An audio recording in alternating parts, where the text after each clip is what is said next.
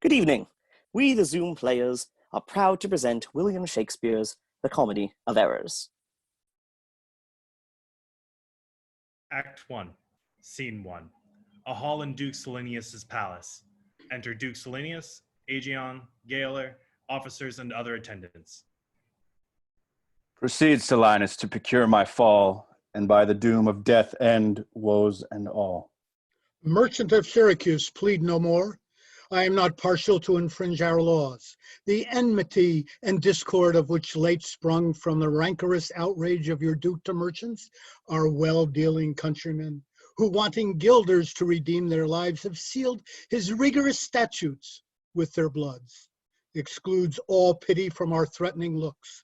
For, since the mortal and intestine jars twixt thy seditious countrymen and us, it hath in solemn synods be decreed both by the Syracusians and ourselves to admit no traffic to our adverse towns, nay, more if any born at Ephesus be seen at any Syracusian marts and fair. Again, if any Syracusian born come to the bay of Ephesus, he dies. His goods confiscate to the duke's dispose, unless 1,000 marks be levied, to quit the penalty and to ransom him. Thy substance, valued at the highest rate, cannot amount unto 100 marks. Therefore, by law, thou art condemned to die. Yet this my comfort when your words are done, my woes end likewise with the evening sun. Well, Syracusian, say in brief the cause why thou departest from thy native home, and for what cause camest to Ephesus. A heavier task could not have been imposed than I to speak my griefs unspeakable, yet that the world may witness that my end was wrought by nature, not by vile offense, I'll utter what my sorrows give me leave. In Syracusa was I born and wed unto a woman, happy but for me, and by me had not our hap been bad. With her I lived in joy, our wealth increased by prosperous voyages I often made to Epidamnium, till my factor's death, and the great care of goods at random left drew me from kind embraces of my spouse, from whom my absence was not 6 months old, before herself, almost at fainting under the pleasing punishment that women bear, had made provision for her following me, and soon in safe arrived where I was. There had she not been long, but she became a joyful mother of 2 goodly sons, and which was strange, the one so like the other, as could not be distinguished but by names. That very hour, and in the self same inn, a meaner woman was delivered of such a burden. Male twins, both alike, those, for their parents were exceeding poor, I bought and brought up to attend my sons. My wife, not meanly proud of 2 such boys, made daily motions for our home return. Unwilling I agreed. Alas, too soon. We came aboard a league from Epidamnium, had we sailed, before the always wind obeying deep gave any tragic instance of our harm, but longer did we not retain much hope. For what obscured light the heavens did grant, did but convey unto our fearful minds a doubtful warrant of immediate death, which though myself would gladly have embraced, yet the incessant weepings of my wife, weeping before what she saw must come, and pietous plainings of the pretty babes, thou mourn for fashion, ignorant one to fear, forced me to seek delays for them and me, and this it was, for other means was none. The sailors sought for safety by our boat, and left the ship then sinking ripe to us. My wife, more careful for the latter born, had fastened him unto a small spare mast, such as seafaring men provide for storms. To him one of the other twins was bound, whilst I had been heedful of the other. The children thus disposed, my wife and I, fixing our eyes on whom our care was fixed, fastened ourselves at either end of the mast, and floating straight, obedient to the stream, was carried towards Corinth, as we thought. At length the sun, gazing upon the earth, dispersed those vapors that offended us, and by the benefit of his wished light, the seas waxed calm, and we discovered 2 ships from far making amain to us, of Corinth, of Epidaurus, this. But ere they came, oh, let me say no more, gathered the sequel by that went before. Nay, forward, old man, do not break off so, for we may pity, though not pardon thee. Oh, had the goddess done so, I had not now worthily termed them merciless to us. Where'er the ships could meet by twice 5 leagues, we were encountered by a mighty rock, which being violently borne upon our helpless ship was splitted in the midst. So that in this unjust divorce of us, fortune had left both of us alike, what to delight in, what to sorrow for. Her part, poor soul, seeming as burdened with lesser weight, but not with lesser woe, was carried with more speed before the wind, and in our sight they 3 were taken up by fishermen of Corinth, as we thought. At length another ship had seized on us, and knowing whom it was their hap to save, gave heathful welcome to their shipwrecked guests, and would have reft the fishers of their prey, had not their bark been very slow of sail, and therefore homeward did they bend their course. Thus have you ever heard me severed from my bliss? This, that by misfortunes was my life prolonged, to tell sad stories of my own mishaps. And for the sake of them thou sorrowest for, do me the favor to dilate at full what hath befallen of them and thee till now.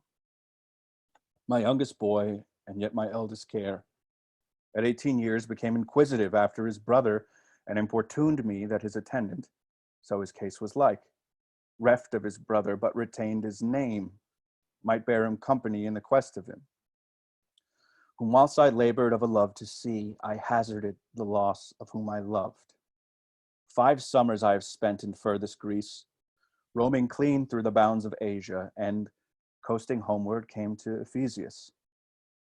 Hopeless to find, yet loath to leave unsought, or that any place that harbors men, but here must end the story of my life. And happy were I in my timely death, could all my travels warrant me they'd live. Hapless Aegeon, whom the fates have marked to bear the extremity of dire mishap. Now, trust me, were it not against our laws, against my crown, my oath, my dignity, which princes would they, may not disannul my soul would sue as advocate for thee? But, though art adjudged to the death and past sentence, may not be recalled, but to our honor's great disparagement, yet I will favor thee in what I can. Therefore, merchant, I'll limit thee this day to seek thy life by beneficial help. Try all the friends thou hast, Ephesus, beg thou or borrow to make up the sum, and live. If no, then thou art doomed to die. Jailer, take him to thy custody. I will, my lord. Hopeless and helpless, doth Aegeon wend, but to procrastinate his lifeless end. Exeunt. Scene 2. The Mart. Enter Antipholus of Syracuse, Dromio of Syracuse, and First Merchant. Therefore give out that you are of Epidamnum, lest your goods soon be confiscated. This very day a Syracusian merchant is apprehended for his arrival here, not being able to buy out his life according to the statute of the town, dies ere the weary sun set in the west. There is your money that I had to keep. Go bear it to the centaur where we host, and stay there, Dromio, till I come to thee. Within this hour it will be dinner time. Till that, I'll view the manners of the town, peruse the traders, gaze upon the buildings, and then return and sleep within mine inn. For with long travel I am stiff and weary. Get thee away. Many a man would take you at your word, and go indeed, having so good a mien. Exit. A trusty villain, sir, that very oft, when I am dull with care and melancholy, lightens my humor with his merry jests. What, will you walk with me about the town and then go to my inn and dine with me? I am invited, sir, to certain merchants of whom I hope to make much benefit. I crave your pardon. Soon at 5 o'clock, please you, I'll meet you with you upon the mart and afterward consort you until bedtime. My present business calls me from you now. Farewell till then. I will go lose myself and wander up and down to view the city.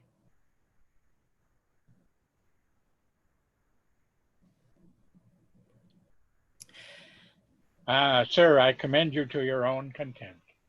Exit. He that commends me to my own content commends me to get the thing I cannot get.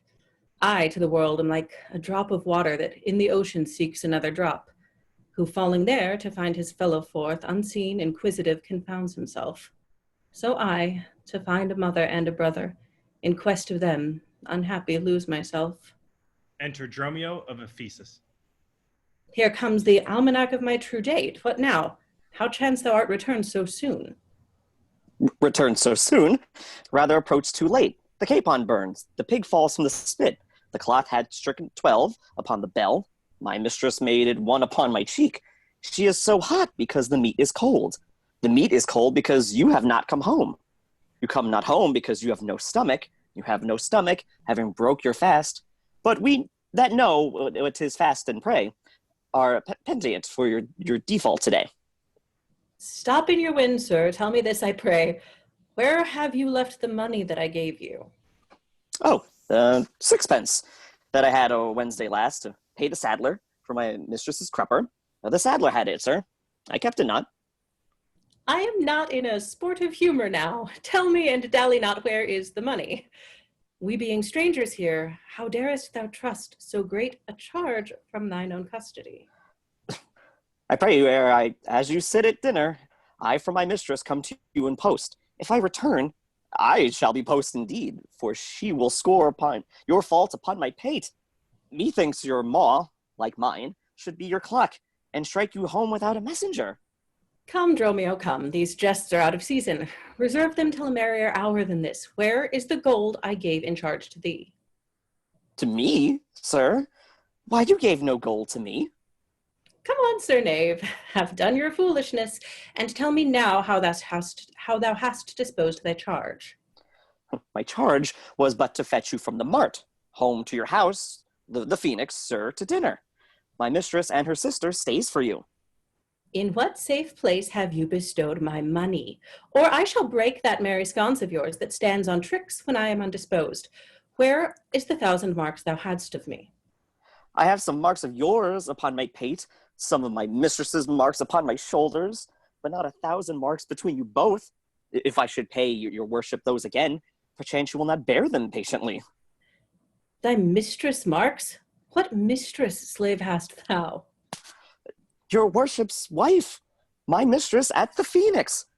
She that doth fast till you come home to dinner, and prays that you will hie you home to dinner. What, wilt thou flout me thus into my face, being forbid? There, take you that, sir knave. What mean you, sir? For God's sake, hold your hands. Nay, you will not, sir. I will take my heels. Exit. Upon my life, by some device or other, the villain is o'erwrought of all my money. They say this town is full of cozenage, as nimble jugglers that deceive the eye, dark working sorcerers that change the mind, soul-killing witches that deform the body, disguised cheaters, prating mountebanks, and many such like liberties of sin. If it prove so, I will be gone the sooner. I'll to the centaur, to go seek this slave. I greatly fear my money is not safe. Exit. Act 2, Scene 1. The house of Antipholus of Ephesus. Enter Adriana and Luciana. Neither my husband nor the slave returned that in such haste I sent to seek his master. Sure, Luciana, it is 2 o'clock. Perhaps some merchant hath invited him, and from the mart he's somewhere gone to dinner. Good sister, let us dine and never fret. A man is master of his liberty. Time is their master, and when they see time, they'll go or come. If so, be patient, sister. Why should their liberty than ours be more? Because their business still lies a door. Look, when I serve him so, he takes it ill.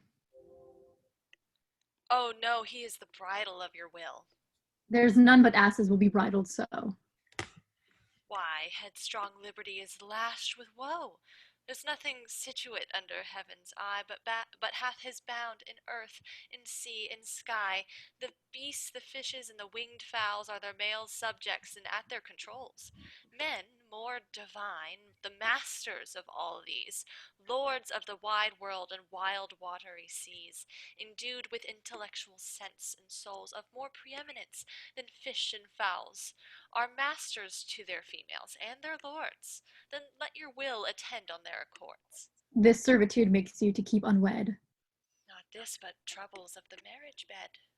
But were you wedded, you would bear some sway. Ere I learn love, I'll practice to obey. How if your husband starts some other where? Till he come home again, I would forbear. Patience unmoved, no marvel though she pause. They can be meek than have no other cause. A wretched soul, bruised with adversity, we bid be quiet when we hear it cry. But we were burdened with like weight of pain, as much or more would we ourselves complain. So thou, that hast no unkind mate to grieve thee, with urging helpless patience wouldst relieve me. But if thou live to see like right bereft, this full-begged patience in thee will be left. Well, I will marry one day, but to try. Here comes your man, now is your husband nigh. Enter Dromio of Ephesus. Say, is your tardy master now at hand? Nay, he's at 2 hands with me, and that my 2 ears can witness. Say, didst thou speak with him? Knowest thou his mind? Aye, he told his mind upon mine ear, beshrew his hand, I scarce could understand it. Spake he so doubtfully thou couldst not feel his meaning? Nay, he struck so plainly, I could too well feel his blows, and withal so doubtfully I could scarce understand them. But say, I prithee, is he coming home? It seems he hath great care to please his wife. Why, mistress, sure my master is horn mad. Horn mad, thou villain! I be not cuckold mad, but sure he is stark mad. When I desired him to come home for dinner, he asked me for 1,000 marks in gold. 'Tis dinner time, quoth I. My gold, quoth he. Your meat doth burn, quoth I. My gold, quoth he. Will you come home, quoth I. My gold, quoth he. Where is the 1,000 marks I gave thee, villain? The pig, quoth I, is burned. My gold, quoth he. My mistress, sir, quoth I.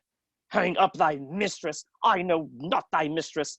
Out on thy mistress. Quoth who? Quoth my master. I know, quoth he. No house, no wife, no mistress. So that my errand, due unto my tongue, I thank him. I bear him home upon my shoulders. For in conclusion, he did beat me there. Go back again, thou slave, and fetch him home. Go back again?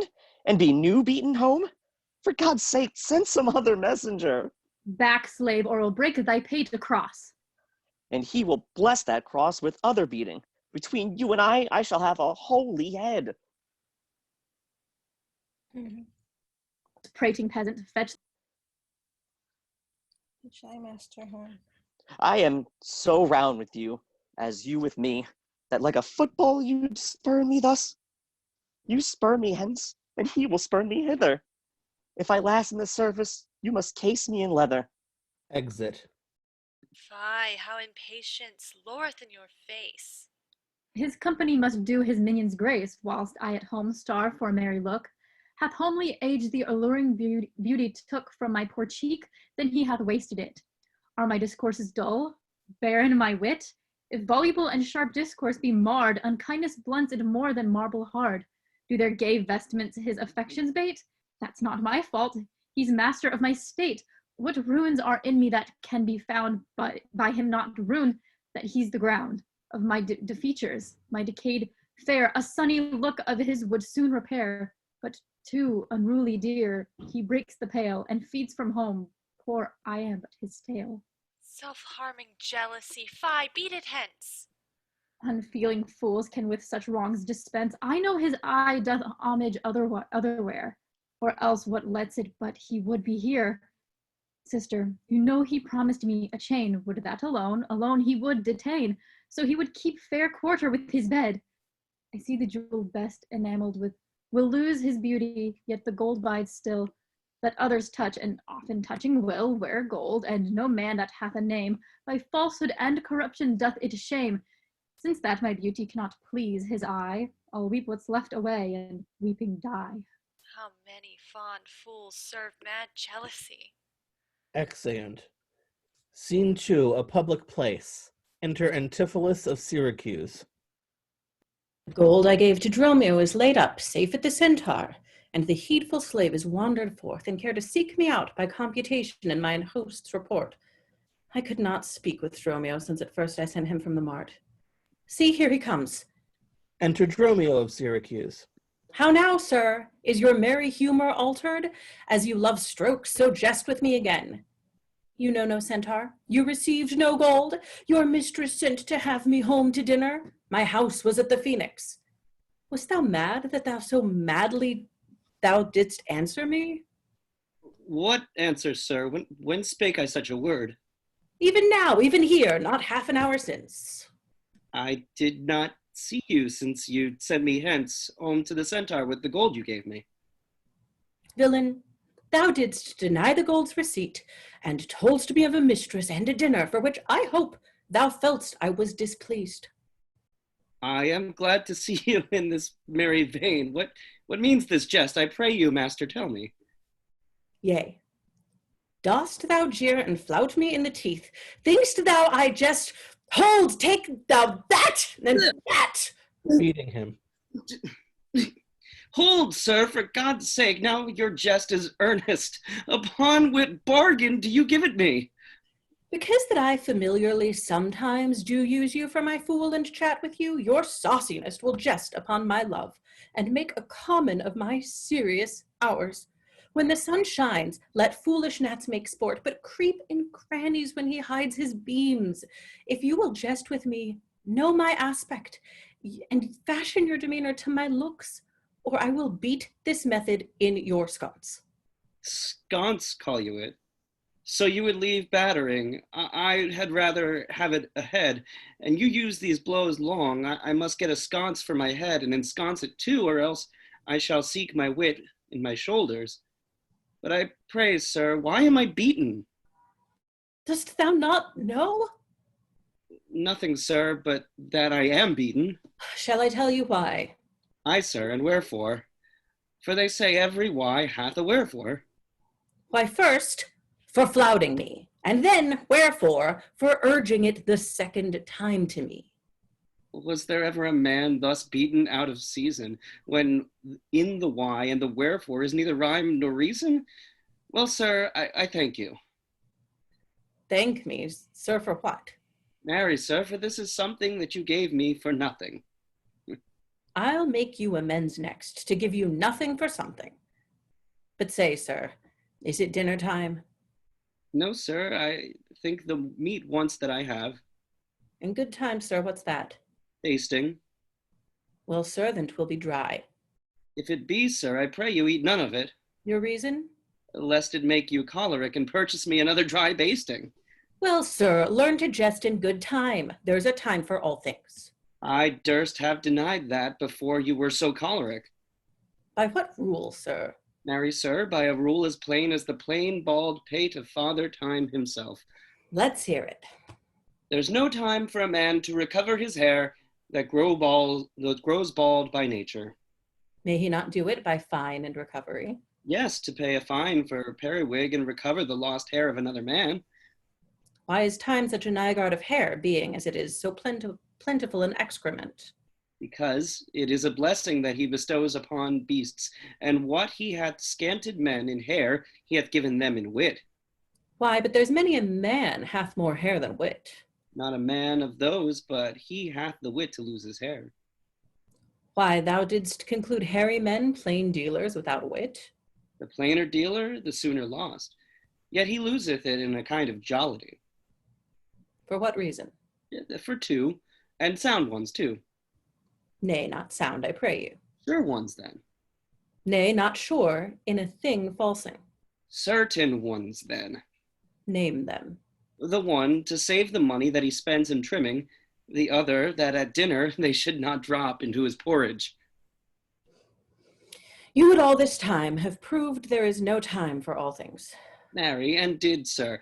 Namely, no time to recover hair lost by nature. But your reason was not substantial, why there is no time to recover. Thus I mend it. Time himself is bald, and therefore all the world's end will have bald followers. I knew 'twould be a bald conclusion. But soft, who wafts us yonder? Enter I, Adriana and Luciana. I, Antipholus, look strange and frown. Some other mistress hath thy sweet aspects. I am not Adriana, nor thy wife. The time was once when thou unurged wouldst vow that never words were music to thine ear, that never object pleasing in thy eye, that never touch well welcome to thy hand, that never meat sweet savored in thy taste, unless I spake, or looked, or touched, or carved to thee. How come it now, my husband? Oh, how comes it that thou art thus estranged from thyself? Thyself I call it, being strange to me, that, undividable, incorporate, am better than thy dear self's better part. Ah, do not tear away thyself from me. For no, my love, as easy mayest thou fall, a drop of water in the breaking gulf, and take unmingled that same drop again, without addition or diminishing, as take from me thyself, and not me too. How dearly would it touch me to the quick, shouldst thou but here I were licentious, and that this body, consecrate to thee by ruffian lust, should be contaminate. Wouldst thou not spit at me, and spurn at me, and hurl the name of husband in my face, and tear the stained skin off my harlot brow, and from my false hand cut the wedding ring, and break it with a deep divorcing vow? I know thou canst, and therefore see thou do it. I am possessed with an adulterate blot.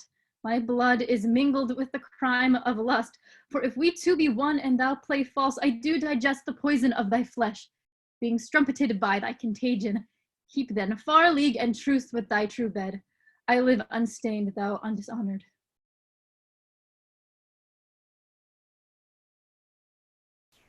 Plead you to me, fair dame? I know you not. Of Ephesus I am but 2 hours old, as strange unto your town as to your talk, who, every word, by all my wit being scanned, want wit in all one word to understand. Fie, brother, how the world is changed with you. When you were wont to use my sister thus, she sent for you by Dromio home to dinner. By Dromio? By me? By thee, and this thou didst return from him, that he did buffet thee, and in his blows denied my house for his, me for his wife. Did you converse, sir, with this gentlewoman? What is the course and drift of your compact? I, sir?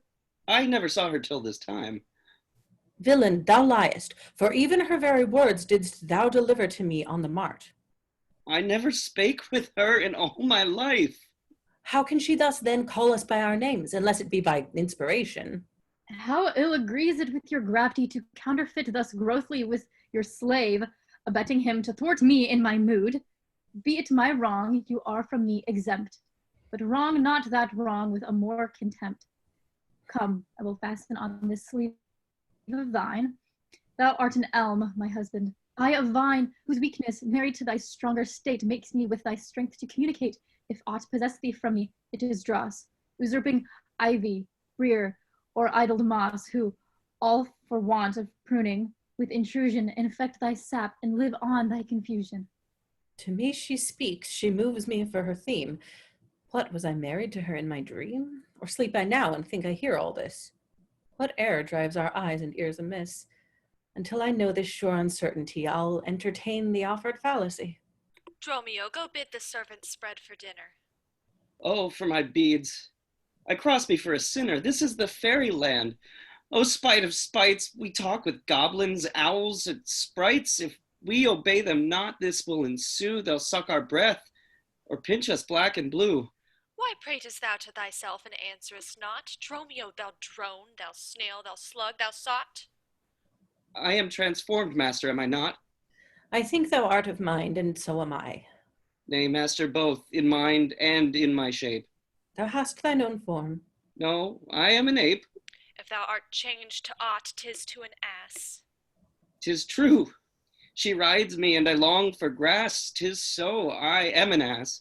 Else it could never be, but I should know her as well as she knows me. Come, come, no longer will I be a fool to put the finger in the eye and weep, whilst man and master laugh my woes to scorn. Come, sir, to dinner. Dromio, keep the gate. Husband, I'll dine above with you today, and strive you of 1,000 idle pranks. Sirrah, if any ask you for your master, say he dines forth, and let no creature enter. Come, sister. Dromio, play the porter well. Am I in earth, in heaven, or in hell? Sleeping or waking, mad or well advised? Known unto these, and to myself disguised? I'll say as they say, and persevere so, and in this midst at all adventures go. Master, should I play the porter at the gate? Aye, and let none enter, lest I break your pate. Come, come, Antipholus, we dine too late. Exeunt. Act 3, Scene 1. Before the house of Antipholus of Ephesus. Enter Antipholus of Ephesus, Dromio of Ephesus, Angelo, and Balthasar.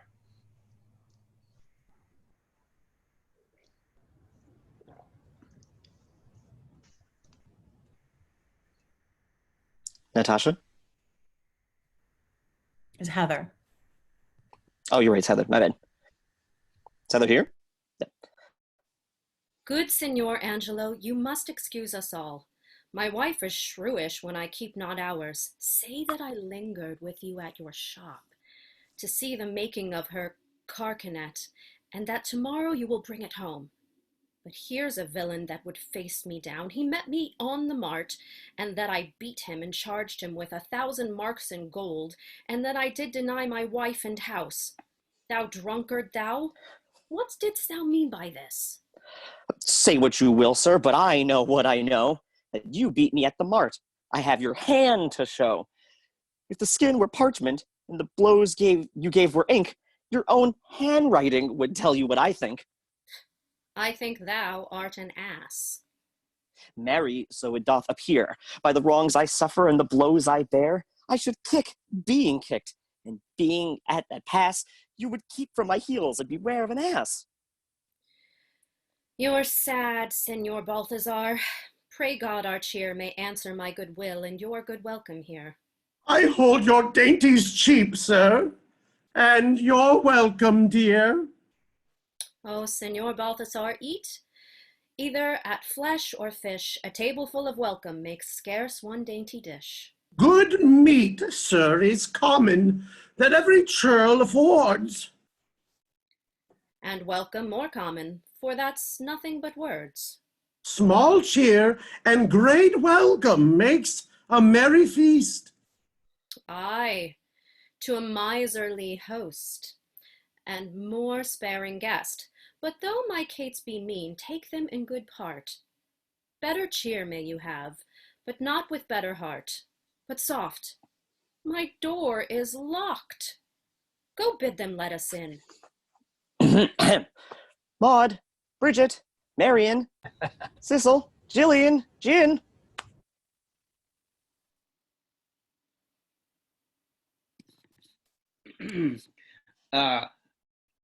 Mome, Malthorse, Capon, Coxcomb, Idiot, Patch! Either get these from the door or sit down at the hatch. Dost thou conjure for wenches that thou call'st for such store when once too many?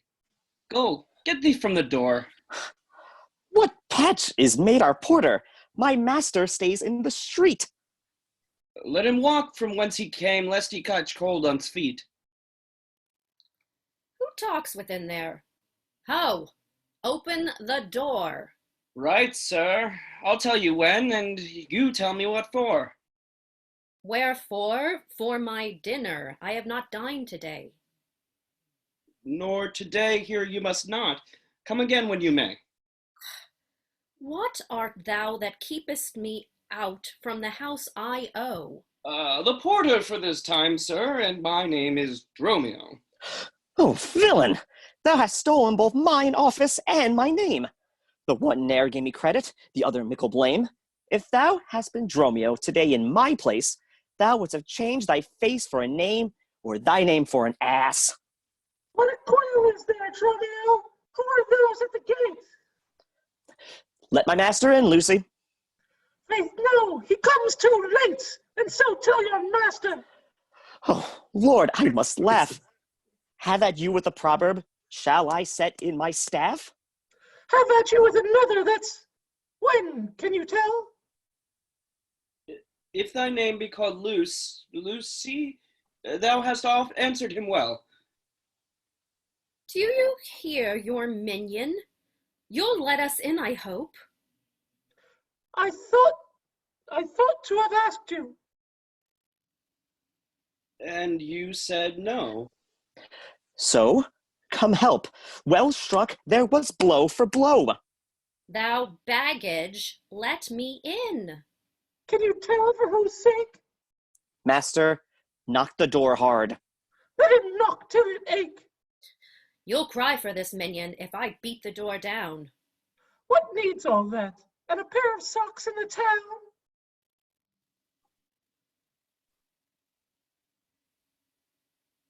Who is that at the door that keeps all this noise?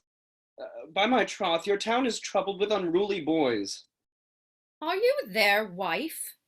You might have come before. Your wife, Sir Knave, go get you from the door. If you wet in pain, master, this knave would go sore.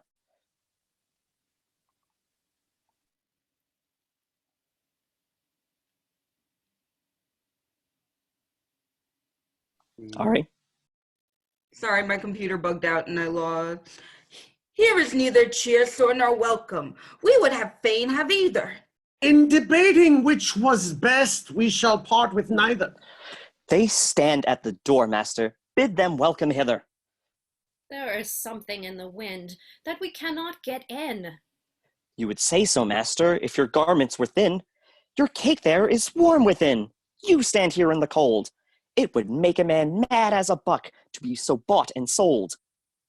Go fetch me something. I'll break open the gate.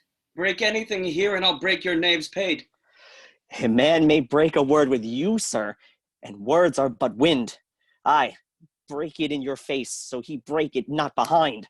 It seems thou want'st breaking, out upon thee hind. Oh, here's too much upon thee. Oh, I pray thee, let me in. Aye, when fowls have no feathers and fish have no fin. Well, I'll break in. Go borrow me a crow. A crow without a feather? Master, mean you so? For a fish without a fin? There's a fowl without a feather.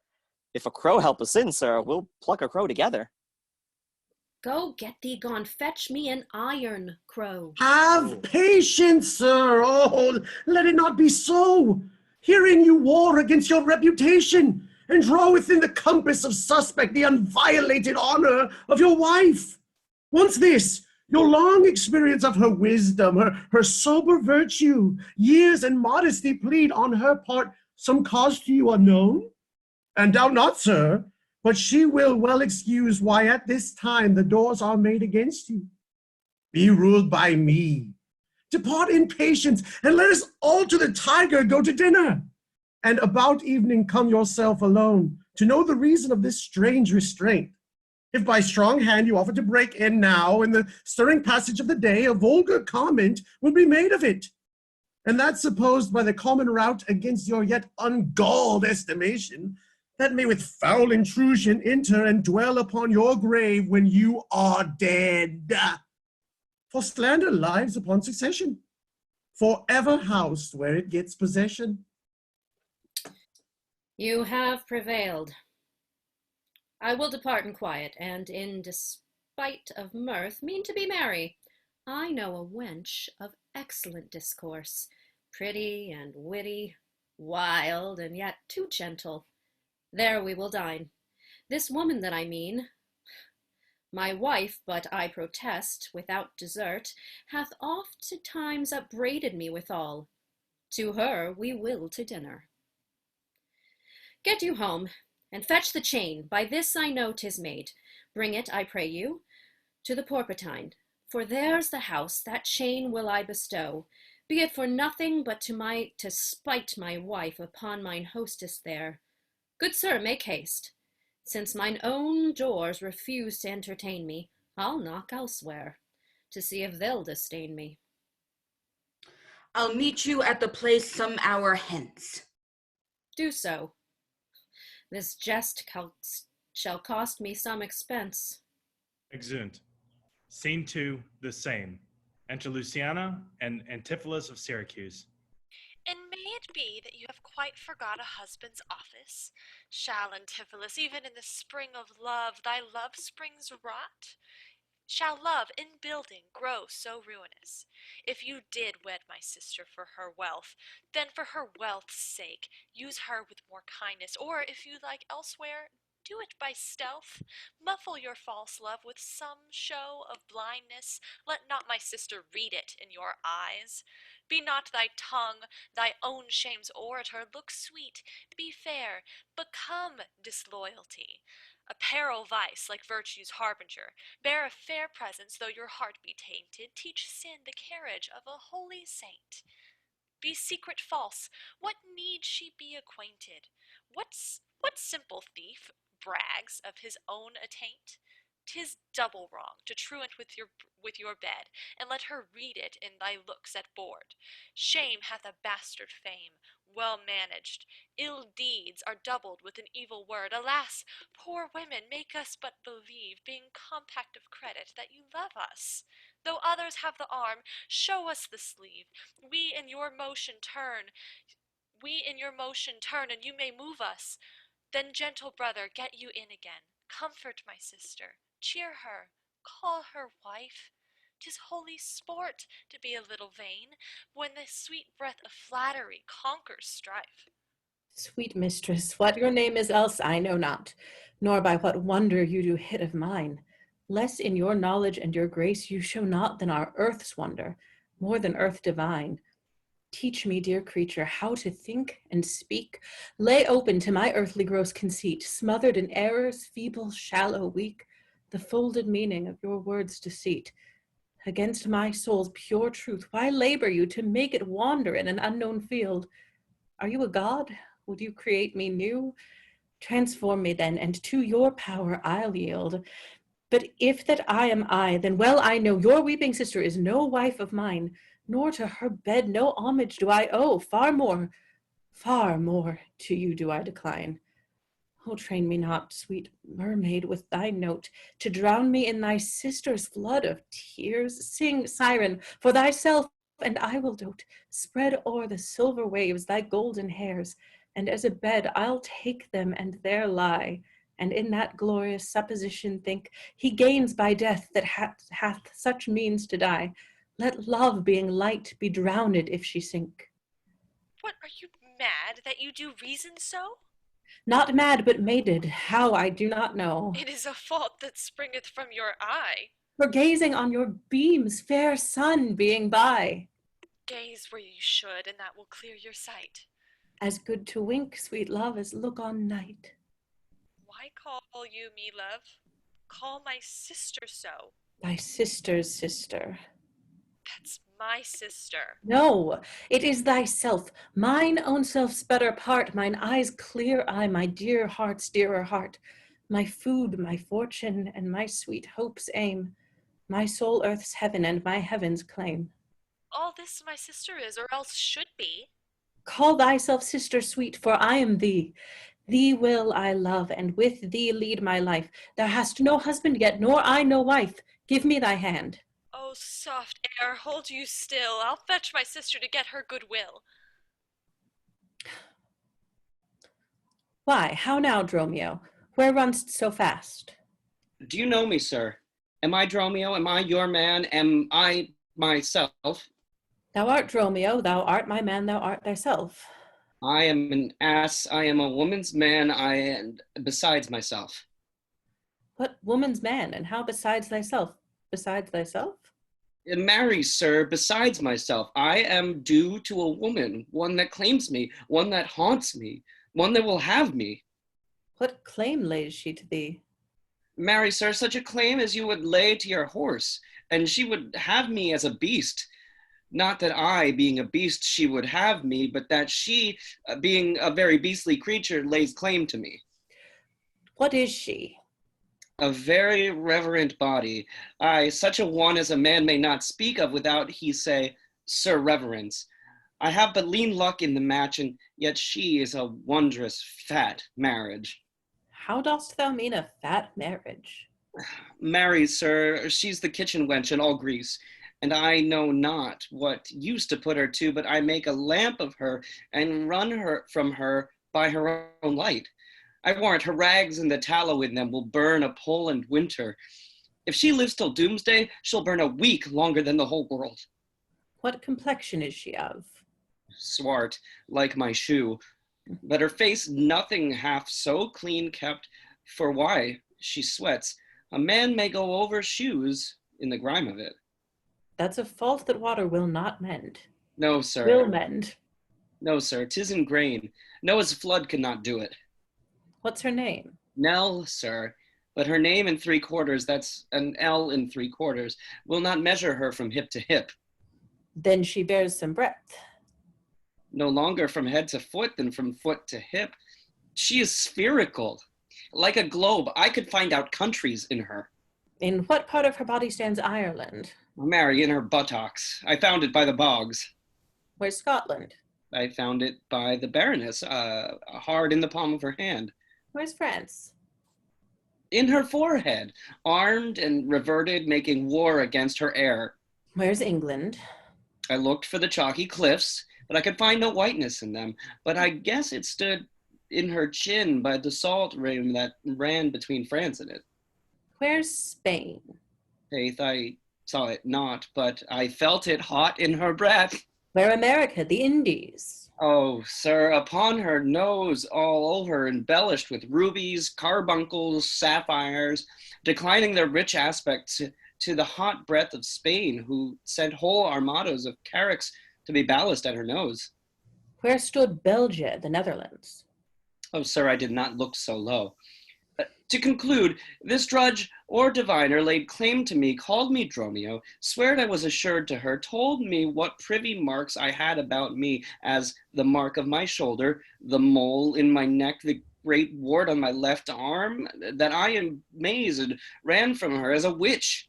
And I think if my breast had not been made of faith and my heart of steel, she had transformed me into a curdle dog and made me turn in the wheel. Go hie thee presently, post to the road, and if the wind blow any way from shore, I will not harbor in this town tonight. If any bark put forth, come to the mart, where I will walk till thou return to me. If everyone knows us and we know none, 'tis time, I think, to trudge, pack, and be gone. As from a bear, a man would run from life, so fly I from her that would be my wife. Exit. There's none but witches do inhabit here, and therefore 'tis high time that I were hence. She that doth call me husband, even my soul doth for a wife abhor. But her fair sister, possessed with such a gentle sovereign grace, of such enchanting presence and discourse, hath almost made me traitor to myself. But, lest myself be guilty to self-wrong, I'll stop mine ears against the mermaid's song. Enter Angelo with the chain. Master Antipholus. Aye, that's my name. I know it well, sir. Lo, here is the chain. I thought to have taken you to the Pompertine. The chain unfinished made me stay thus long. What is your will that I should do with this? What please yourself, sir. I have made it for you. Made it for me, sir. I bespoke it not. Not once, not twice, but 20 times you have. Go home with it, please your wife withal. And soon at supper time I'll visit you and then receive the money for the chain.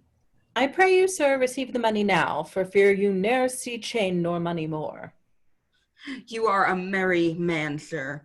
Fare you well. Exit. What I should think of this I cannot tell, but this I think, there's no man is so vain that would refuse so fair an offered chain. I see a man here needs not live by shifts, where in the streets he meets such golden gifts. I'll to the mart, and there for Dromio stay. If any ship put out, then straight away. Exit. End of Act 3. Act 4, Scene 1, a public place. Enter second merchant, Angelo, and an officer. You know, since Pentecost, the sum is due, and since I have so much importuned you, nor now I had not, but that I am bound to Persia and want guilders for my voyage. Therefore make present satisfaction, or I'll attach you by this officer. And just the sum that I do owe to you is growing to me by Antipholus. And in that instant that I met with you, he had of me a chain. At 5 o'clock I shall receive the money for the same. Please, if you walk me down to his house, I will discharge my bond and thank you too. Enter Antipholus of Ephesus and Dromio of Ephesus from the courtesans. That labor may you save. See where he comes. While I go to the goldsmith's house, go thou and buy a rope's end that will I bestow among my wife and her confederates for locking me out of my doors by day. But soft, I see the goldsmith. Get thee gone. Buy thou a rope and bring it home to me. I buy £1,000 a year. I buy a rope. Exit. A man is well hope up that trusts to you. I promised your presence and the chain, but neither chain nor goldsmith came to me. Belike you thought our love would last too long, if it were chained together and therefore came not. Saving your merry humor, here's the note. How much your chain weighs to the utmost carat, the finest of the gold, and the changeful fashion, which doth amount to 3 odd ducats more, than I stand debited, and this gentleman, I pray you, see him presently discharged, for he is bound to see and stays but for it. I am not furnished with the present money. Besides, I have some business in town. Good signor, take the stranger to my house, and with you take the chain, and bid my wife disperse the sum of the receipt thereof. Perchance I will be there as soon as you. Then you will bring the chain to her yourself? No, bear it with you, lest I come not time enough. Well, sir, I will. Have you the chain about you? And if I have not, sir, I hope you have, or else you may return without your money. Nay, come pray you, sir, give me the chain. Both the wind and tide stays for this gentleman, and I, to blame, have held him here too long. Good Lord, you use this dalliance to excuse your breach of promise to the porpentine. I should have chid you for not bringing it, but like a shrew, you first began to brawl. The hour steals on. I pray you, sir, dispatch. You hear how he opportunes me? The chain! Why, give it to my wife and fetch your money. Come, you know I gave it to you even now. Either send me the chain or send me by some token. Fie, now you run this humor out of breath. Where's the chain? I pray you, let me see it. My business cannot brook this dalliance. Good sir, say whether you'll answer me or no. If not, I'll leave him to the officer. I answer you. Why should I answer you? The money that you owe me for the chain. I owe you nothing till I receive the chain. You know I gave it to you a half hour since. You gave me none. You wrong me so much to say so. You wrong me more, sir, in denying it. Consider how it stands upon my credit. Well, officer, arrest him at my suits. I do, and charge you in the Duke's name to obey me. This touches me in reputation. Either consent to pay this sum for me, or I attach you by this officer.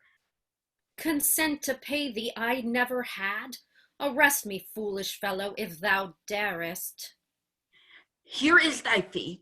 Arrest him, officer. I would not spare my brother in this case, if he should scorn me so apparently. I do arrest you, sir. You hear the suit? I do obey thee till I give thee bail, but sirrah, you shall buy this sport as dear as all the metal in your shop will answer. Sir, I will have law in Ephesus. To your notorious shame, I doubt it not. Enter Dromio of Syracuse from the bay. Master, there is a bark of Epidamnum that stays but till her owner comes aboard, and then, sir, she bears away. Our fraughtage, sir, I have conveyed aboard, and I have bought the oil, the balsamum, the aquavitae. The ship is in her trim, the merry wind blows fair from land. They stay for naught at all, but for their owner, master, and yourself. How now? A madman, why thou peevish sheep? What ship of damnum stays for me. A ship you sent me to hire waftage. Thou drunken slave, I sent thee for a rope, and told thee what purpose and what end. You sent me for a rope's end as soon. You sent me for the bay, sir, for a bark. I will debate this matter at more leisure, and teach your ears to list me with more heed. To Adriana, villain, hie thee straight, give her this key, and tell her in the desk that's covered o'er with Turkish tapestry there is a purse of ducats. Let her send it. Tell her I am arrested in the street, and that shall bail me. Hie thee, slave, be gone. On, officer, to prison till it come. Exeunt second merchant, Angelo, officer, and Antipholus of Ephesus. To Adriana, that is where we dined, where Dulcibel did claim me for her husband. She is too big, I hope, for me to compass. Thither I must, although against my will, for servants must their masters' minds fulfill. Exit. Scene 2. The house of Antipholus of Ephesus. Enter Adriana and Luciana. Luciana, did he tempt thee so? Mightst thou perceive austerely in his eye that he did plead in earnest, yea or no? Looked he or red, or pale, or sad, or merrily? What observation madest thou in this case of his heart's meteors tilting in his face? First, he denied you had in him no right. He meant he did me none, the more my spite. Then swore he that he was a stranger here. And true he swore, though yet forsworn he were. Then I pleaded for you. And what said he? That love I begged for you, he begged of me. With what persuasion did he tempt thy love? With words that in an honest suit might move. First he did praise my beauty, then my speech. Didst speak him fair? Have patience, I beseech. I cannot, nor I will not, hold me still. My tongue, though not my heart, shall have his will. He is deformed, crooked, old, and sere, ill-faced, worse-bodied, shapeless everywhere, vicious, ungentle, foolish, blunt, unkind, stigmatical in making, worse in mind. Who would be jealous then of such a one? No evil lost is wailed when it is gone. But I think him better than I say, and yet would herein others' eyes were worse.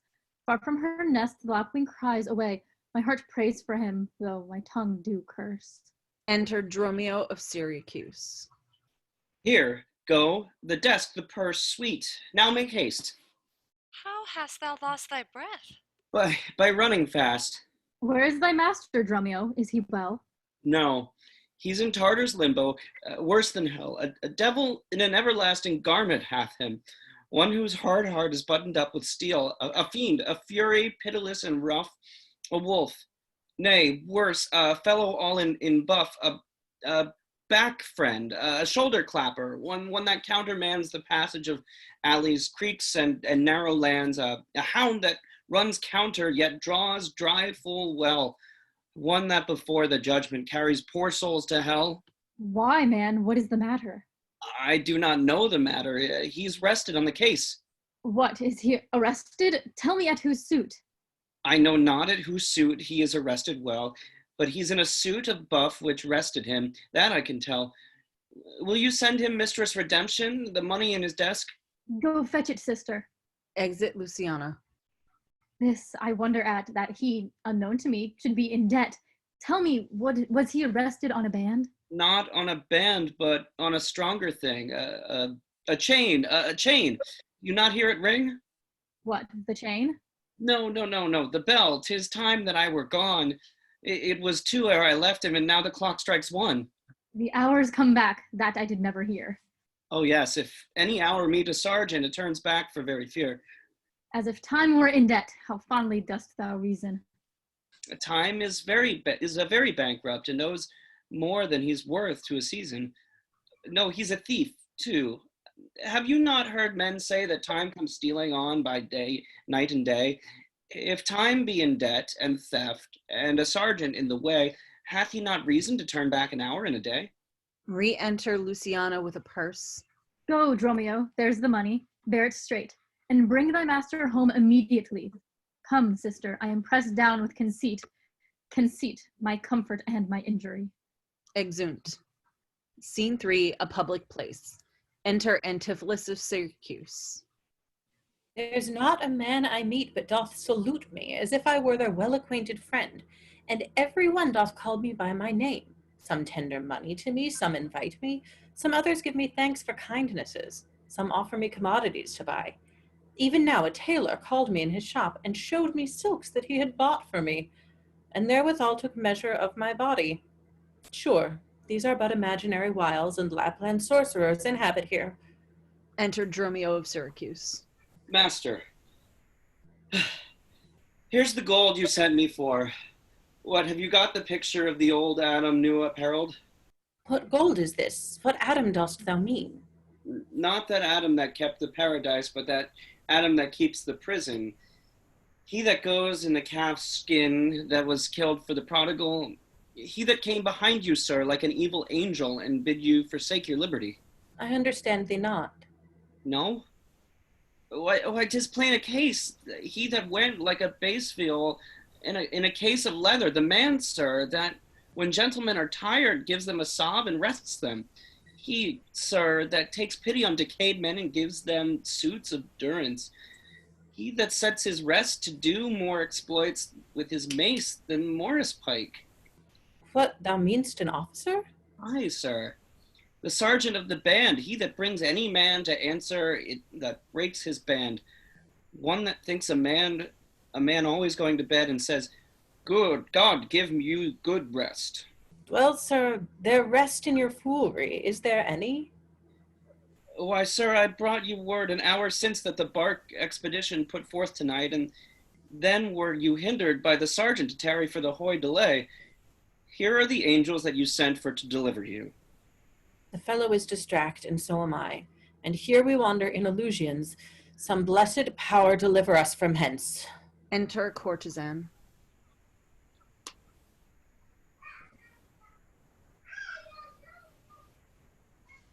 Robert.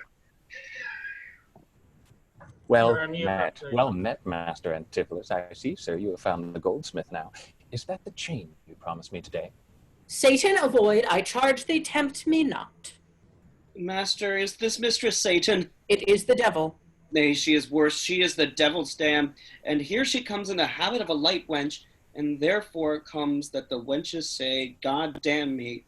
That's as much to say, "God make me a light wench." It is written, "They appear to men like angels of light." Light is an effect of fire, and fire will burn. Ergo, light wenches will burn. Come not near her. Your man and you are marvelous merry, sir. Will you go with me? We'll mend our dinner here. Master, if you do, expect spoon meat. Or bespeak a long spoon. Why, Dromio? Mary, he must have a long spoon that must eat with the devil. Avoid then, fiend. What tell'st thou me of supping? Thou art, as you are all, a sorceress. I conjure thee to leave me and be gone. Give me the ring of mine you had at dinner, or for my diamond the chain you promised, and I'll be gone, sir, and not trouble you. Some devils ask but the parings of one's nail. A rush, a hair, a drop of blood, oh, pin, I'm sorry, these are not my lines. Dromio, go. Some devils ask but the paring of one's nail. A rush, a hair, a drop of blood, a pin, a nut, a cherry stone. But she, more covetous, would have a chain. Master, be wise. And if you give it her, the devil will shake her chain and fright us with it. I pray you, sir, my ring. Or else the chain. I hope you do not mean to cheat me so. Avaunt, thou witch. Come, Dromio, let us go. Fly, pride, says a peacock, mistress that you know. Exeunt Antipholus of Syracuse and Dromio of Syracuse. Now out of doubt Antipholus is mad, else would he never so demean himself. A ring he hath of mine worth 40 ducats, and for the same he promised me a chain. Both one and other he denies me now. The reason that I gather, he is mad. Besides this present instance of his rage, is a mad tale he told today at dinner, of his own doors being shut against his entrance. Belike his wife, acquainted with his fits, on purpose shut the doors against his way. My way is now to hie home to his house, and tell his wife that, being lunatic, he rushed into my house and took perforce my ring away. This course I fittest choose, for 40 ducats is too much to lose. Exit. Scene 4. A street. Enter Antipholus of Ephesus and the officer. Fear me not, man, I will not break away. I'll give thee, ere I leave thee, so much money to warrant thee as I'm rested for. My wife is in a wayward mood today, and will not lightly trust the messenger, that I should be attached in Ephesus. I tell you, 'twill sound harshly in her ears. Enter Dromio of Ephesus with a rope's end. Here comes my man. I think he brings the money. How now, sir? Have you that I sent you for? Here's that, I warrant you, we'll pay them all. But where's the money? Why, sir, I gave the money for the rope. 500 ducats, villain, for a rope? I'll serve you, sir, 500 at the rate. To what end did I bid thee hie thee home? To a rope's end, sir, and to that end I am returned. And to that end, sir, I will welcome you. Beating him. Good sir, be patient. Nay, 'tis for me to be patient. I am in adversity. Good. Now hold thy tongue. Nay, rather persuade him to hold his hands. Thou whore son, senseless villain. I would senseless, sir, that I might not feel your blows. Thou art sensible in noting nothing but blows, and so is an ass. I am an ass, indeed, as you may prove it by my long years. I have served him from the hour of my nativity to this instant, and have nothing at his hands for my service but blows. When I am cold, he heats me with beating. When I am warm, he cools me with beating. I am waked with it when I sleep, raised with it when I sit, driven out of doors with it when I go home, welcome home with it when I return. Nay, I bear it on my shoulders, as a beggar want her brat, and I think, where he hath lamed me, I shall beg with it from door to door. Come, go along. My wife is coming yonder. Enter Adriana, Luciana, the courtesan, and Pinch. Mistress, respice finum, respect your end, or rather, the prophecy like the parrot, beware the rope's end. Wilt thou still talk? Beating him.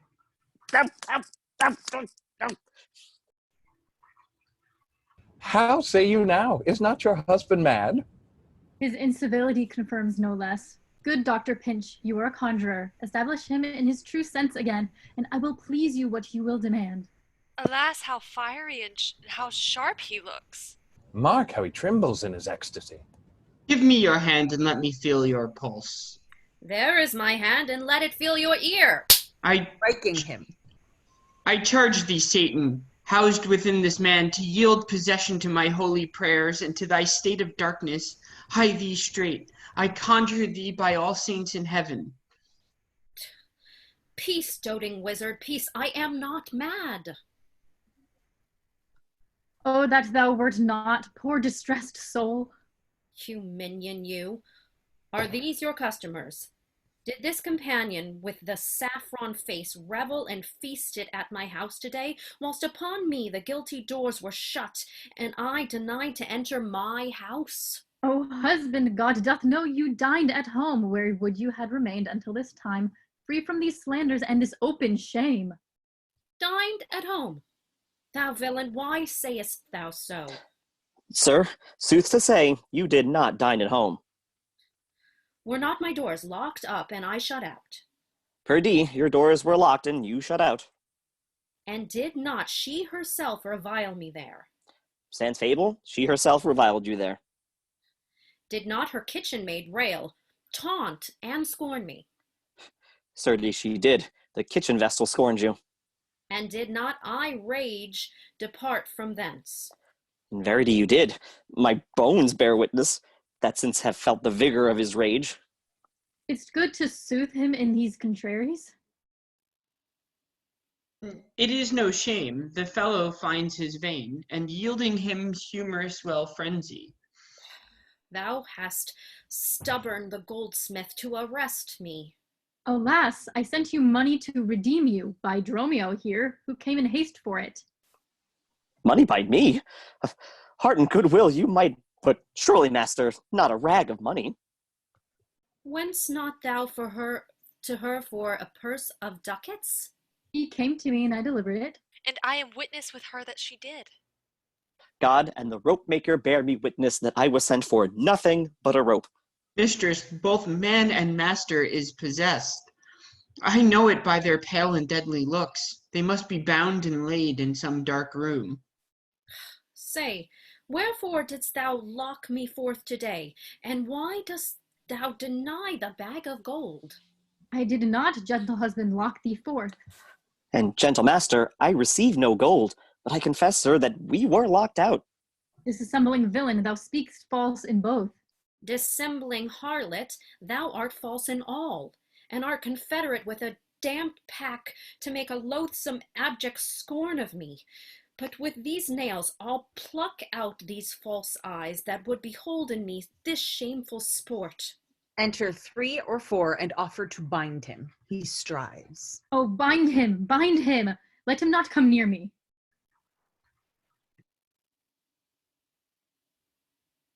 More company, the fiend is strong within him. Ay me, poor man, how pale and wan he looks. What? Will you murder me? Thou jailer, I am thy prisoner. Wilt thou suffer them to make a rescue?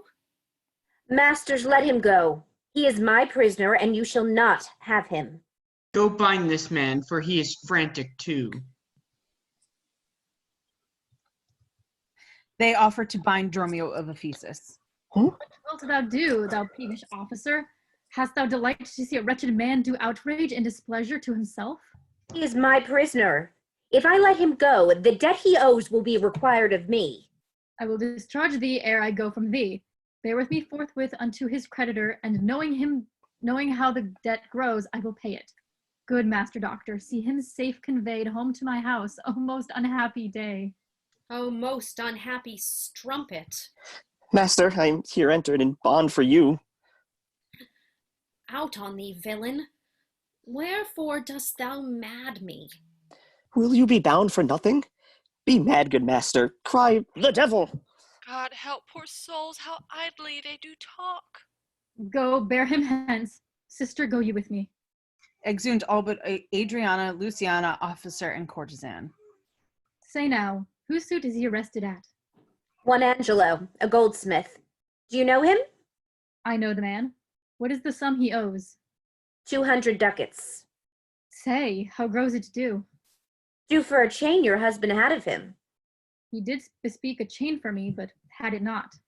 When as your husband, all enraged today, came to my house and took away my ring, the ring I saw upon his finger now, straight after did I meet him with a chain. It may be so, but I did never see it. Come, jailer, bring me where the goldsmith is. I want to know the truth hereof at large. Enter Antipholus of Syracuse with his rapier drawn and Dromio of Syracuse. God, for thy mercy, they are loose again. And come with naked swords. Let's call more help to have them bound again. Away, they will kill us. Exeunt all but Antipholus of Syracuse and Dromio of Syracuse. I see these witches are afraid of swords. She that would be your wife now ran from you. Come to the centaur, fetch our stuff from thence. I long that we were safe and sound aboard. Faith, stay here this night. They will surely do us no harm. You saw they speak us fair, give us gold. Methinks they are such a gentle nation that, but for the mountain of mad flesh that claims marriage for me, I could find in my heart to stay here still and turn witch. I will not stay tonight for all the town, therefore away to get our stuff aboard. Exeunt. Act 5, Scene 1. A street before Priory. Enter second merchant and Angelo. I am sorry, sir, that I have hindered you, but I protest he had the chain of me, though most dishonestly he doth deny it. How is the man esteemed here in the city? A very revered reputation, sir, of credit infinite, highly beloved, second to none that lives here in the city. His word might bear my wealth at any time. Speak softly, yonder as I think he walks. Enter Antipholus of Syracuse and Dromio of Syracuse. 'Tis so. And that self-chain about his neck, which he forswore most monstrously to have. Good sir, draw near, I'll speak to him. Signor Antipholus, I wonder much that you would put me in this shame and trouble, and not without some scandal to yourself. With circumstances and oaths so to deny this chain which now you wear so openly. Besides the charge, the shame, the imprisonment, you have done wrong to this my honest friend, who, but for staying on our controversy, had hoisted sail and put to sea today. This chain you had of me, can you deny it? I think I had. I never did deny it. Yes, that you did, sir, and forswore it too. Who heard me to deny it or forswear it? These ears of mine, thou knowest they did hear thee. Fie on thee, wretch, 'tis pity that thou livest to walk where any honest man may resort. Thou art a villain to impeach me thus. I'll prove mine honor and mine honesty against thee presently, if thou darest stand. I dare and do defy thee for a villain. They draw. Enter Adriana, Luciana, the courtesan, and others. Hold, hurt him not, for God's sake, he is mad. Some get within him, take his sword away. Bind Dromio too, and bear them to my house. Run, master, run, for God's sake. For God's sake, take a house. This is some priory. In or we are spoiled. Exeunt Antipholus of Syracuse and Dromio of Syracuse to the priory. Enter the Lady Abbess, Aemilia. Be quiet, people. Wherefore throng you hither? To fetch my poor distracted husband hence. Let us come in, that we may bind him fast and bear him home for his recovery. I knew he was not of his perfect wits. I am sorry now that I did draw on him. How long hath this possession held the man? This week he hath been heavy, sour, sad, and much different from the man he was. But till this afternoon his passion ne'er brake into extremity of rage. Hath he not lost much wealth by wreck of sea, buried some dear friend? Hath not else his eye strayed his affection in unlawful love? A sin prevailing much in youthful men who give their eyes liberty of gazing. Which of these sorrows is he subject to? To none of these, except it be the last, namely, some love that drew him oft from home. You should for that have reprehended him. Why, so I did. Aye, but not rough enough. As roughly as my modesty would let me. Happily in private. And in assemblies too. Aye, but not enough. It was the copy of our conference. In bed he slept not for my urging it. At board he fed not for my urging it. Alone it was the subject of my theme. In company I often glanced it. Still did I tell him it was vile and bad. And thereof came it that the man was mad. The venom clamors of a jealous woman, poisons more deadly than a mad dog's tooth. It seems his sleep was hindered by thy railing, and therefore comes it that his head is light. Thou sayest his meat was soft with thy upbraidings? Unquiet meals make ill digestions. Thereof the raging fire of a fever bred. And what's a fever but a fit of madness? Thou sayest his sports were hindered by thy brawls? Sweet recreation barred, what doth ensue but moody and dull melancholy, kinsman to grim and comfortless despair, and at her heels a huge infectious troop of pale distemperatures and foes to life? In food, in sport, and life-preserving rest to be disturbed, would mad or man or beast, the consequence is then thy jealous fits have scared thy husband from the use of wits. She never reprehended him but mildly, when he demeaned himself rough, rude, and wildly. Why bear you these rebukes, and answer not? She did betray me to my own reproof. Good people enter and lay hold on him. No, not a creature enters in my house. Then let your servants bring my husband forth. Neither. He took this place for sanctuary, and it shall privilege him from your hands, till I have brought him to his wits again, or lose my labor in assaying it. I will attend my husband, be his nurse, diet his sickness, for it is my office, and will have no attorney but myself, and therefore let me have him home with me. Be patient, for I will not let him stir till I have used the approved means I have, with wholesome syrups, drugs, and holy prayers, to make of him a formal man again. It is a branch and parcel of mine oath, a charitable duty of mine order. Therefore depart, and leave him here with me. I will not hence and leave my husband here, and ill it doth beseem your holiness to separate the husband and the wife. Be quiet and depart, thou shalt not have him. Exit. Complain unto the Duke of this indignity. Come, go. I will fall prostrate at his feet, and never rise until my tears and prayers have won his grace to come in person hither, and to take perforce my husband from the abbess. By this I think the dial points at 5. Anon, I'm sure, the Duke himself in person comes this way to the melancholy vale, the place of death and sorry execution, behind the ditches of the abbey here. On what cause? To see the Reverend Syracusean merchant who put unluckily into this bay against the laws and statutes of this town, beheaded publicly for his office. See where they come, we will behold his death. Kneel to the Duke before he passes the abbey. Enter Duke Solinus, attended, Aegeon barehanded, with the headsman and the other officers. Yet once again proclaim it publicly, if any friend will pay the sum for him, he shall not die. So much we tender him. Justice, most sacred Duke, against the abbess. She is a virtuous and a reverend lady. It cannot be that she hath done this wrong. May it please your grace, Antipholus, my husband, whom I made lord of me and all I had, at your important letters, this ill day a most outrageous fit of madness took him, that desperately he hurried through the street, with him his bondman, all as mad as he, doing displeasure to the citizens by rushing in their houses, bearing thence rings, jewels, anything his rage did like. Once did I get him bound and sent him home, whilst to take order for the wrongs I went, that here and there his fury had committed. Anon, I wot not by what strong scape, he broke from those that had the guard of him, and with his mad attendant and himself, each one with ireful passion, with drawn swords, met us again and madly bent on us, chased us away, till, raising of more aid, we came again to bind them. Then they fled into this abbey, whither we pursued them. And here the abbess shuts the gates on us, and will not suffer us to fetch him out, nor send him forth that we may bear him hence. Therefore, most gracious Duke, with thy command, let him be brought forth and borne hence for help. Long since thy husband served me in my wars, and I to the engaged of princes ward, when thou didst make him master of thy bed, to do him all the grace and good I could.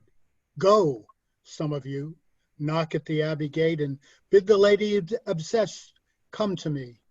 I will determine this before I stir. Enter a servant.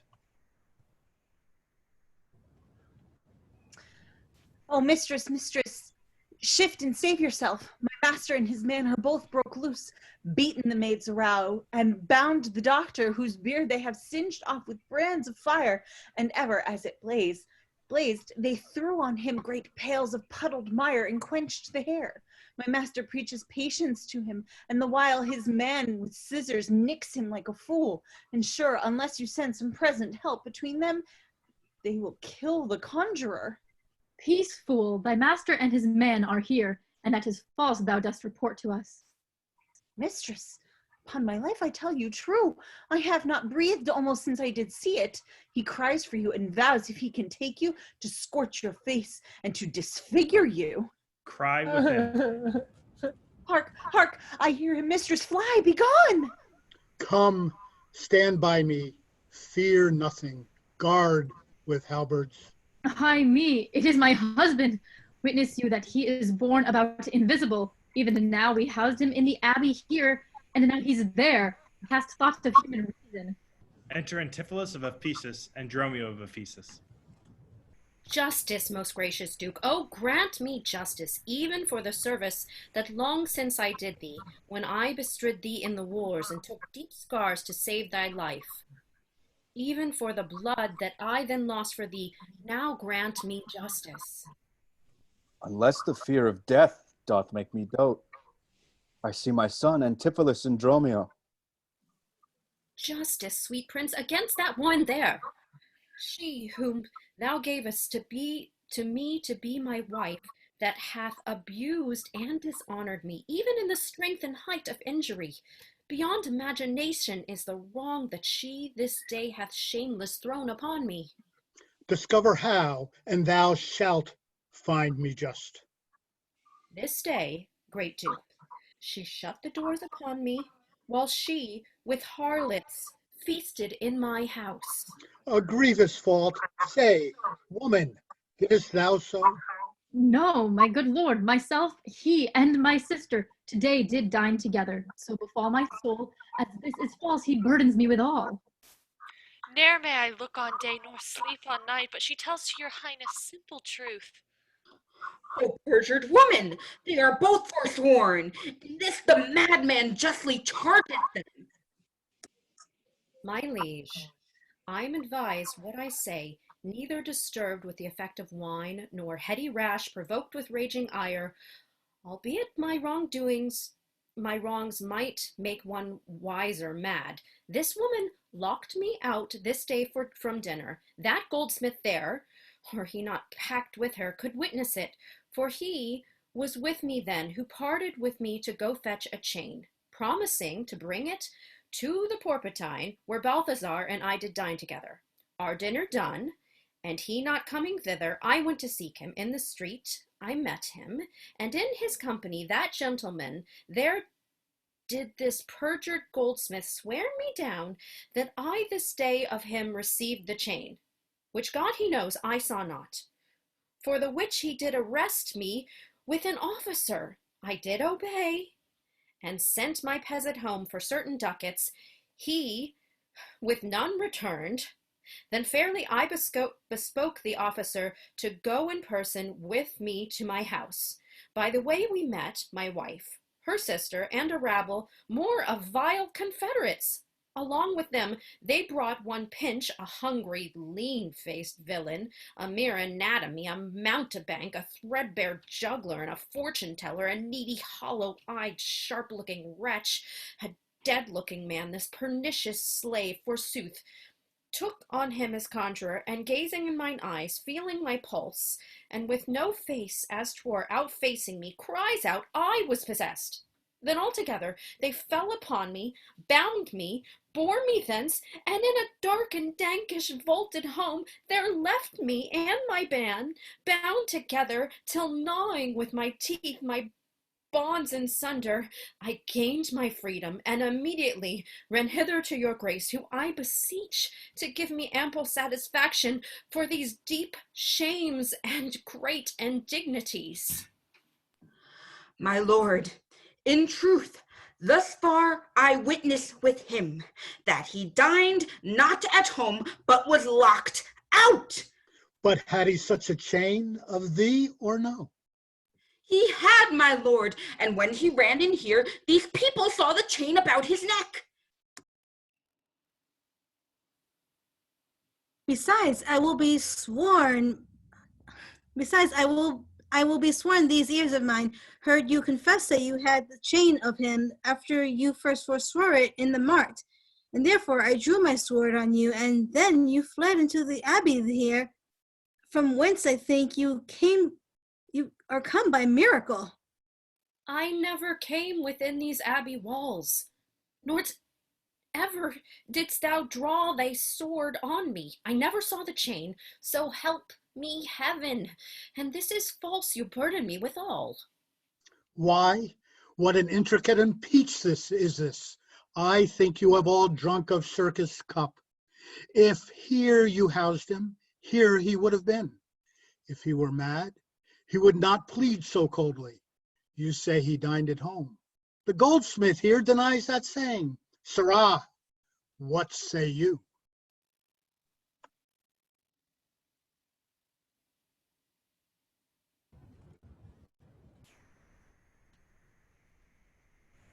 Robert? Oh, I didn't hear Dromio's line. He did, and from my finger snatched that ring. 'Tis true, my liege, this ring I had of her. Sawest thou him enter at the abbey here? As sure, my liege, as I do see your grace. Why, this is strange. Go call the abbess hither. I think you are all mated or stark mad. Exit 1 to abbess. Most mighty Duke, vouchsafe me speak a word. Haply I see a friend will save my life, and pay the sum that may deliver me. Speak freely, Syracusian, what thou wilt. Is not your name, sir, called Antipholus? And is not that your bondsman, Dromio? Within this hour I was his bondman, sir. But he, I thank him, gnawed into my cords. Now I am Dromio, and his man unbound. I'm sure you both of you remember me. Ourselves we do remember, sir, by you, for lately you were bound, as you are now. You are not Pinch's patient, are you, sir? Why look you strange on me? You know me well. I never saw you in my life till now. Oh, grief hath changed me since you saw me last, and careful hours with time's deformed hand have written strange defeatures in my face. But tell me yet, dost thou not know my voice? Neither. Dromio, nor thou? No, trust me, sir, nor I. I'm sure thou dost. Aye, sir, but I am sure I do not. And whatsoever a man denies, you are now bound to believe him. Not know my voice? O time's extremity, hast thou cracked and splitted my poor tongue in 7 short years, that here my only son knows not my feeble key of untuned cares? Though now is this grained face of mine be hid in sap-consuming winter's drizzled snow, and all the conduits of my blood froze up, yet hath my night of life some memory, my wasting lamps some fading glimmer left, my dull deaf ears a little used to hear. All these old witnesses, I cannot err. Tell me thou art my son, Antipholus. I never saw my father in my life. But 7 years since in Syracuse, a boy. Thou knowest we parted, but perhaps, my son, thou shamest to acknowledge me in misery. The Duke and all that know me in this city can witness with me that it is not so. I ne'er saw Syracuse in my life. I tell thee, Syracusian, 20 years have I been a patron to Antipholus, during which time he ne'er saw Syracuse. I see thy age and dangers make thee dote. Re-enter Aemilia with Antipholus of Syracuse and Dromio of Syracuse. Most mighty Duke, behold a man much wronged. All gather to see them. I see 2 husbands, or mine eyes deceive me. One of these men is genius to the other, and so of these. Which is the natural man? Which the spirit? Who deciphers them? I, sir, am Dromio. Command him away. I, sir, am Dromio. Pray, let me stay. Aegeon, art thou not, or else his ghost? Oh, my old master, who hath bound him here? Whoever bound him, I will loose his bonds, and gain a husband by his liberty. Speak, old Aegeon, if thou beest the man that hadst a wife once called Aemilia, that bore thee out of burden 2 fair sons. Oh, if thou beest the same Aegeon, speak, and speak unto the same Aemilia. If I dream not, thou art Aemilia. If thou art she, tell me, where is that son that floated with thee on the fatal raft? By men of Epinadum, he and I and the twin Dromio all were taken up. But by and by rude fishermen of Corinth by force took Dromio and my son from them. And me they left with those of Epinadum. What then became of them I cannot tell, I to this fortune that you see me in. Why, here begins his morning story right. These 2 Antipholus, these 2 so like, and these 2 Dromios, one in semblance, besides their urging of her wreck at sea. These are the parents to these children, which accidentally are met together. Antipholus, thou camest from Corinth first? No, sir, not I. I came from Syracuse. Stay, stand apart. I know not which is which. I came from Corinth, my most gracious lord. And I with him. brought to this town by that most famous warrior, Duke Menaphon, your most renowned uncle. Which of you two did dine with me today? I, gentle mistress. And are you not my husband? No, I say nay to that. And so do I, yet did she call me so. And this fair gentlewoman, her sister here, did call me brother. What I told you then, I hope I shall have leisure to make good, if this be not a dream I see and hear. That is the chain, sir, which you had of me. I think it be, sir, I deny it not. And you, sir, for this chain arrested me. I think I did, sir.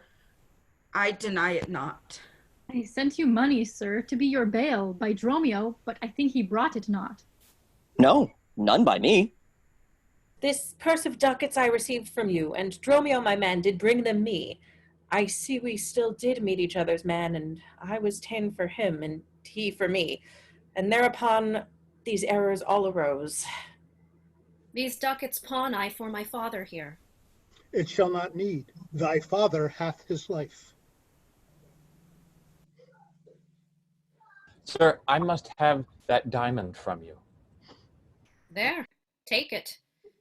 And much thanks for my good cheer.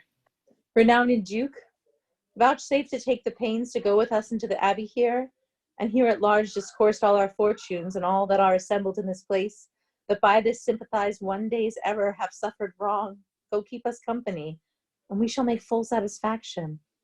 33 years have I but gone in travail of you, my sons, and till this present hour my heavy burden ne'er delivered. The Duke, my husband, and my children both, and you the calendars of their nativity, go to a gossip's feast and go with me, after so long grief, such festivity. With all my heart, I'll gossip at this feast. Exunt all but Antipholus of Syracuse, Antipholus of Ephesus, Dromio of Syracuse, and Dromio of Ephesus.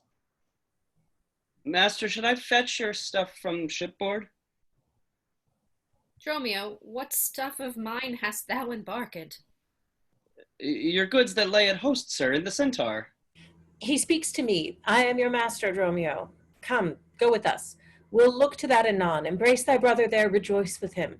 Exunt Antipholus of Syracuse and Antipholus of Ephesus.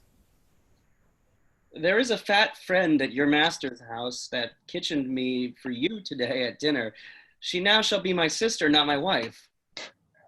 Methinks you are my glass, and not my brother. I see by you I am a sweet-faced youth. Will you walk in to see their gossiping? Not I, sir. You are my elder. Oh, that's a question. How shall we try it? We'll draw cuts for the senior. Till then, thou leadst first. Nay then. Thus, we came into the world like brother and brother. Now let's go hand in hand, not one before another. Exunt. End of play. Thank you so much for spending this evening with us. We have been the Zoom players. Reading Act 4 stage directions and playing Servant, Abigail Hubbard Darin. Reading Act 2 stage directions and playing Jailer, Sam Negan. Reading Act 1, 3 and 5 stage directions, Chris Stewart. Officer, Marisa Gore. The Courtesan, played by Robert Price. Lucy, played by Elan Sofer. Dr. Pinch, played by Joe Stern. Second Merchant, Erica Jean Soto. Merchant, James Hisey. Angelo, played by Ari Spence. Balthasar, Jonathan Mesisca. Aemilia, Brady Amoonclark. Aegeon, Vinny Cueva. Solinus, John Atkin. Luciana, played by Tori Smith. Adriana, Taryn Elizabeth Gray. Dromio Of Ephesus, Michael Serpe. Dromio Of Syracuse, played by Nate Brown. Antipholus Of Ephesus, Heather Curran. Antipholus Of Syracuse, Natasha Gleichmann. We have been the Zoom players. We bid you good night.